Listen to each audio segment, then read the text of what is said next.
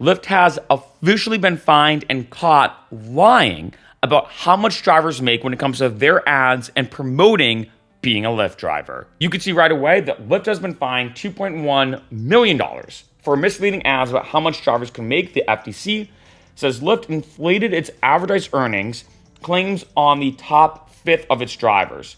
So Lyft has agreed to pay $2.1 million as part of a proposed settlement that requires it to change how it advertises drivers' pay. This is something I've noticed even from when I first started driving in Boston in 2014/15. Lyft would have all its ads saying, hey, here's how much money you can make per hour. I do think it's interesting as we go through this article that they don't really mention Uber. Usually when something happens to the ride-sharing world, it's Lyft and Uber, or Uber and Lyft, whatever, tomato, tomato. They're always grouped in the same category. In this case, it's just Lyft. So I gotta say that I think one thing I've noticed is Uber did kind of stop doing this. They might suggest what you might be able to make when you look at their requirements on their site. But in this case, Lyft was aggressively posting this everywhere. We've all seen these ads, right?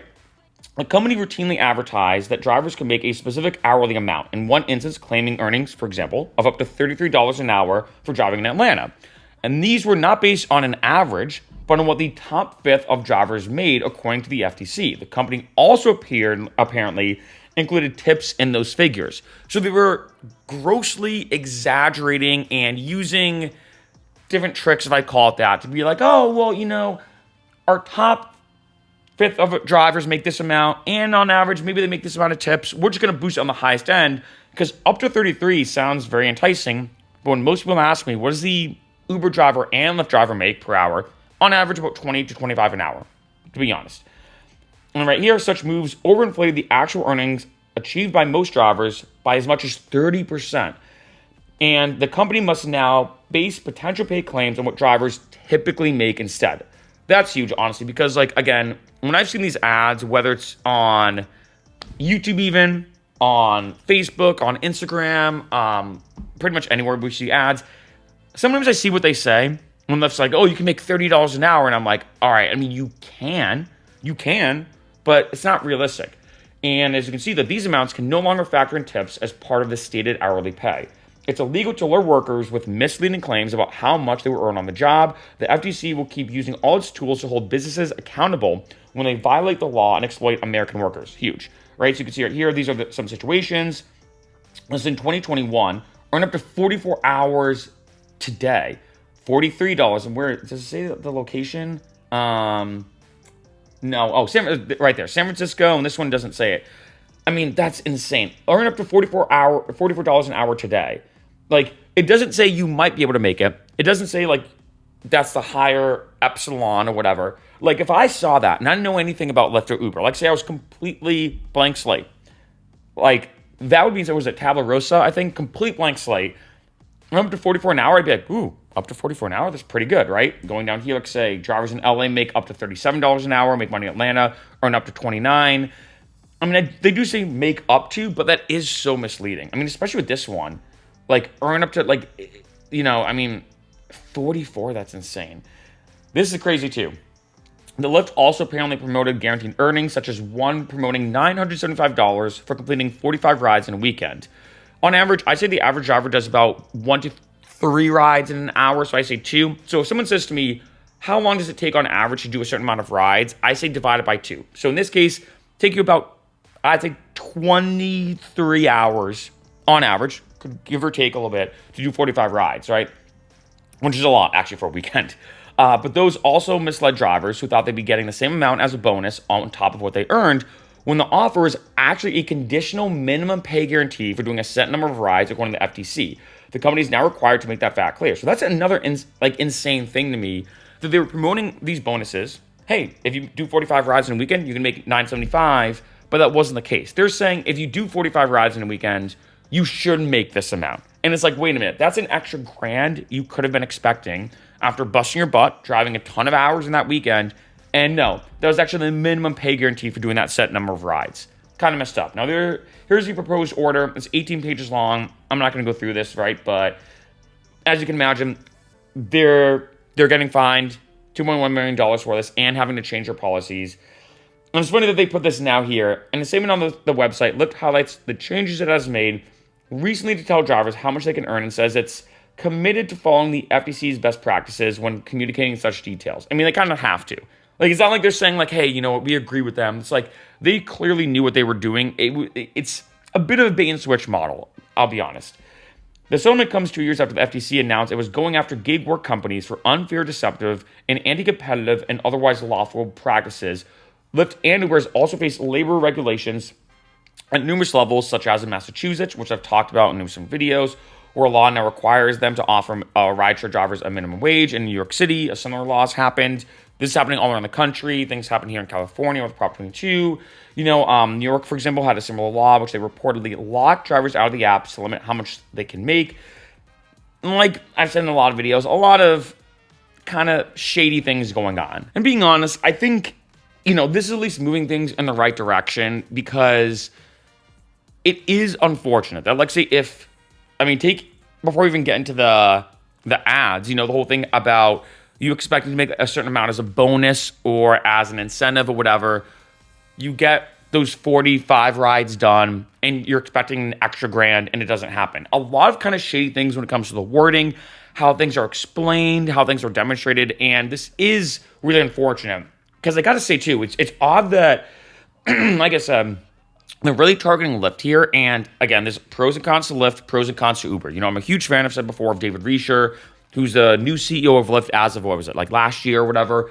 And I think he's doing a good job. Is Lyft perfect? No. But I think he's doing a good job. But when it comes to this, I got to give Uber credit where I feel like Uber's been less aggressive to be like, look at this crazy amount you can make per hour. I've noticed that that's usually Lyft.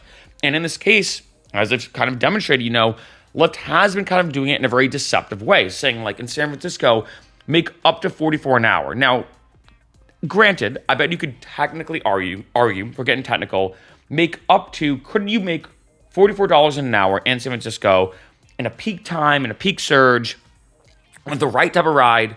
Probably. So, yeah, okay, maybe you could argue that on one end the wording says up to, but it's still deceptive, right? Because if I saw that and I was scrolling through Facebook quick or Instagram quick or TikTok quick, or if I was doing my day and this popped up as an ad on my computer or on my phone, wherever, I would not see up to 44 an hour and think, oh yeah, maybe it's a lot less than that. I'd say, oh, probably on average, 44 an hour. No. And I think it's good that at least they're now starting to be like, hey, on average, here's how much you now will be making, right? That they have to change their policy when it comes to their ads to be like, hey, on average, maybe 23 an hour in your area. And I believe that's what Uber does. When you look at a lot of the Uber requirements, when you look at like the site of uber.com and the city, they usually will say, here's the average amount that drivers make based off these different metrics. So at least Uber is, one, taking the average, and two, at least explaining it. There is an asterisk on that, which is kind of annoying. But if you follow down that asterisk, it is explaining their mathematical formula and economic formula of how they got to that amount. I think that's good. One, that Uber actually does that in at least a more descriptive way. And two, they're not really doing it in an ad way. It's only when you go to that Uber requirements page. It's only when you go to that page that it has that. Because typically Uber doesn't really do this, I've noticed. It might do it here and there, but not as much as Lyft. And I think this is at least important because it can be deceptive. It is a bait and switch, like I said. If, let's say, you are in San Francisco, and again, the average driver for most places make 20 to 25 an hour. San Francisco probably a bit more than the average place around the country, I'm going to be honest. But even still, it's like if you see that in Atlanta or San Francisco or LA or any of these other cities, it can be deceptive to, sign up on the app, go through all the steps, which isn't that complicated, but it's still a process. Go through all this stuff to then eventually find out, oh yeah, actually they lied. This was the upper epsilon or the upper peak of the best drivers, including tips, maybe in the best case scenarios, the best conditions. And yeah, maybe that might be possible here and there, but it's not feasible in terms of the constant driving and the average amount you're going to make. When people ask me like what I made in Boston, and again, this is crazy to look back on too, in 2014, 2015, about 20, 25 an hour. I might lean towards maybe 25 an hour, to be honest, when I was driving in Boston. I guess when you factor in things like maintenance on your car, depreciation, gas, especially taxes, that does get lower to about 20, maybe even high teens, maybe like 19 or 18. But sometimes when it would snow and the T would break down, which is the public transportation in Boston, I could make, and I'm not making this up, sometimes 40 or 50 an hour. And I'm not making that up. But that would be like me saying, oh, you want to know how much you can make in Boston as a Lyft driver and as an Uber driver? Maybe up to like 40 or 50, sometimes even up to 60, which is true, up to $60 an hour. And you hear that and you're like, wait, $50, $60 an hour? I mean, that's a lot. That's a lot of money per hour. But then you realize, oh yeah, that's really only during the commuting hours, when it snows, when the T breaks down, when it's peaking and surging, and when it's usually about 8:20, 8:30 a.m., when people are going to work at that exact same time and they're desperate and they're willing to spend that money. In that unique scenario, yes, you can make that amount. But typically, 20 to 25 an hour, maybe in the wintertime in Boston, it's kind of like feast or famine, I've noticed. Maybe closer to 25, especially with all the college students going out and getting Ubers and Lyfts. Because during the summer in Boston, with all the college students leaving, it's actually pretty slow in my opinion in Boston. I think if anything, maybe it's like flip-flop when it comes to LA. I feel like here in LA, when it's summer, people get Ubers and Lyfts more. I feel like because they're going out, they're going to the beach, and parking at the beach is a nightmare. And sometimes it's about the same amount, I feel like, to get an Uber or Lyft than just pay for beach parking. I mean, maybe one way. But if you split it with friends, Anyway, going down a bit of a rabbit hole, but you could see that there's a huge difference between saying what you might make on average and what you might make in the most perfect driving conditions possible. And Lyft has been kind of doing that, of just being like, oh, well, we're going to kind of pick and choose of the top best situations and then use that for ads, use that to get new drivers, and the new drivers start driving and then realize, oh, wow, actually, this is just the average. I'm not making that much money at all. Kind of annoying, but hey, at least, like I said, this is another move in the right direction. And I think one big thing, too, that I like about this is it seems like different organizations, in this case, we're now talking about the FTC, is starting to target gig companies, gig worker companies and the gig economy. And they're starting to look at all these different facets. Like I said before, there's a lot of legislative bodies now looking into Uber and Lyft. Do they actually owe their drivers back pay? I've done videos about that. Should they get a minimum hourly guarantee? I've done videos about that. Should there be unions? Like, I've done videos about all these different things that now a lot of legislative bodies are now looking at Uber and Lyft. In this case, we're talking about something completely different almost, where we're talking about the way Uber and Lyft, or in this case, Lyft, advertises, and the FTC did sue them. And not only does Lyft have to pay a $2.1 million fine, but also they need to change their practices, right? So I think this is just another sign to show that although there's still a lot of work and a long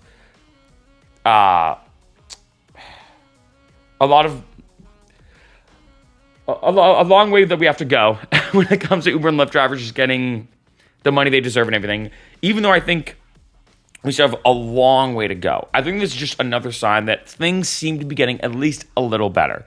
That at least with more legislative bodies and legal lawmakers and stuff like that looking into Uber and Lyft and what they're doing, this, at least from my perspective, is another sign that things are getting better. And hopefully as things continue, things will get better and better for drivers.